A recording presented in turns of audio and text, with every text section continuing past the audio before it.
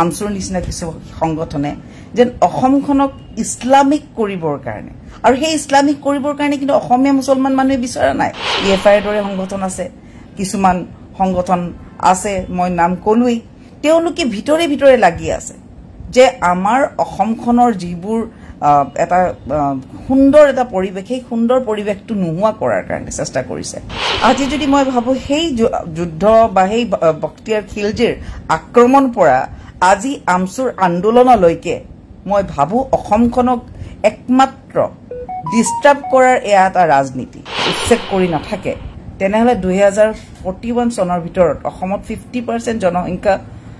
মুছলিমৰ হ'ব কিন্তু সেই মুছলিম অসমীয়া মুছলিম নহয় এই উচ্ছেদটো অসমৰ ৰক্ষাৰ কাৰণেহে কৰা হৈছে অসমৰ বিৰুদ্ধে নহয় যশস্বী মুখ্যমন্ত্ৰী ডক্টৰ হিমন্ত বিশ্ব শৰ্মা ডাঙৰীয়াই যি ধৰণে কাম কাজবোৰ কৰি গৈ আছে মুখ্যমন্ত্ৰী মহোদয় হৈছে এইটো এটা অসমক পৰিচয় ৰক্ষা অসমৰ যিটো পৰিচয় ৰক্ষাৰ এটা চূড়ান্ত যুদ্ধ মুখ্যমন্ত্ৰী হিমন্ত বিশ্ব শৰ্মাৰ নেতৃত্বত অসম বিজেপি ভূমি উদ্ধাৰ যোনটো অভিযান সেইটো সঁচাকৈ এটা চূড়ান্ত যুদ্ধ বুলি আমি ঘোষণা কৰিব পাৰো আৰু তেখেতে ঘোষণা কৰিছে মুখ্যমন্ত্ৰীগৰাকী যিটো আসলতে এই যে 855 জন শহীদ অসমৰ আন্দোলনত শহীদ হোৱাৰ প্ৰতি সন্মান জনোৱাৰ এটা মানে একেবাৰে উৎকৃষ্ট উপস্থাপন কৰা হৈছে বুলি মই ভাবো কাৰণ মানুহ আহিলে বহুত চৰকাৰ গল কিন্তু সেই অসম আজি যিটো অসমৰ এটা পৰিচয় আমি পাইছো বা অসম মডাৰ্ণ অসম হেয়াৰ বহুতো আমাৰ ডেকা তেজৰ বলিদান লুকাই আছে সেই বলিদানবোৰ এনেই নোযোৱা যাতে নাযায় তাৰে কাৰণে মুখ্যমন্ত্ৰী ডক্টৰ হিমন্ত বিশ্ব শৰ্মা ডাঙৰীয়াই এই উচ্ছেদৰ কথাবোৰ মনলৈ আনিছে যিটো অসম একৰ্ডত সাইন কৰোতে কথা আছে আমাৰ খিলঞ্জীয়াৰ ৰক্ষাৰ কথা আছে এই প্ৰত্যেকটা কথা আমাৰ মনলৈ আহে আৰু আহি থাকিবই লাগিব বাৰে বাৰে আহি থাকিব লাগিব কাৰণ কিয় এইবোৰ কথা আমি পাহৰি গলে কেতিয়াও নচলে আৰু এই অভিযানত অবৈধ অনুপ্ৰৱেশকাৰীৰ বিৰুদ্ধে যিটো বিশেষকৈ বঙালী মুছলমান অনুপ্ৰৱেশকাৰীৰ বিৰুদ্ধে অভিযান বুলি মই ভাবো আৰু এইটো প্ৰতিপন্ন হৈছে আৰু আমাৰ ৰাইজে এই কথাটো বুজি পাইছে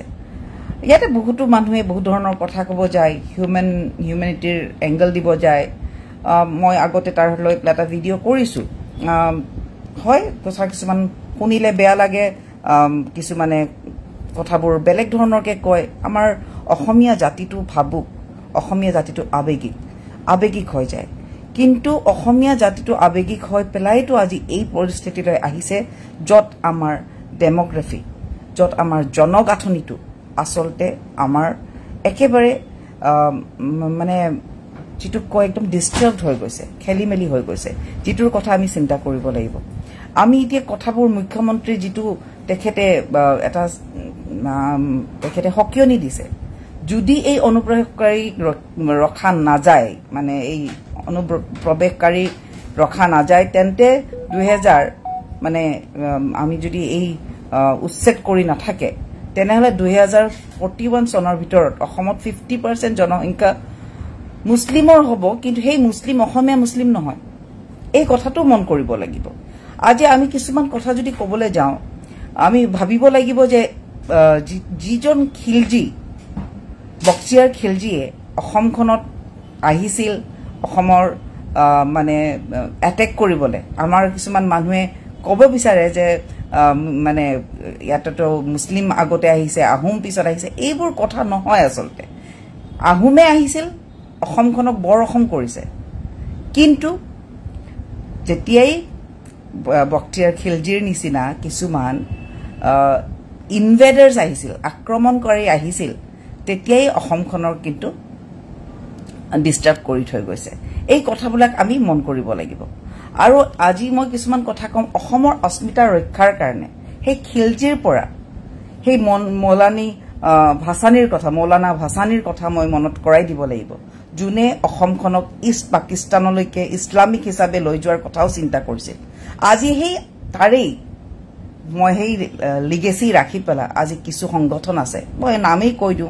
আমচুৰ নিচিনা কিছু সংগঠনে যেন অসমখনক ইছলামিক কৰিবৰ কাৰণে আৰু সেই ইছলামিক কৰিবৰ কাৰণে কিন্তু অসমীয়া মুছলমান মানুহে বিচৰা নাই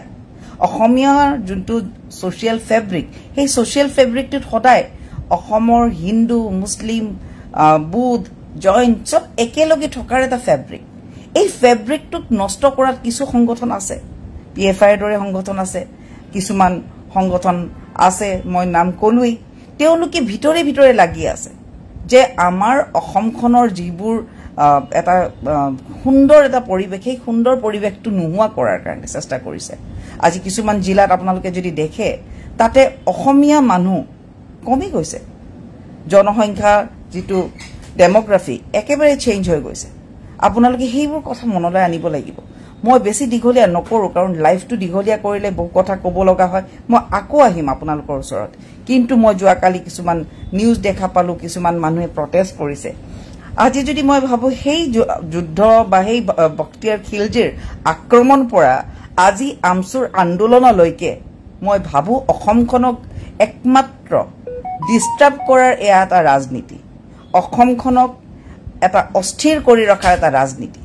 যত আজি মুখ্যমন্ত্ৰী ডাঙৰীয়াই হিমন্ত বিশ্ব শৰ্মা ডাঙৰীয়াই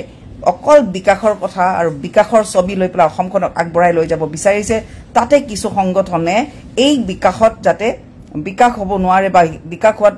অলপ অস্থিৰতা আহে তাৰে চেষ্টা কৰিছে আজি আপোনালোকে মন কৰিব বিজেপিক যোগদান কৰিছে বহু সংগঠনৰ মানুহে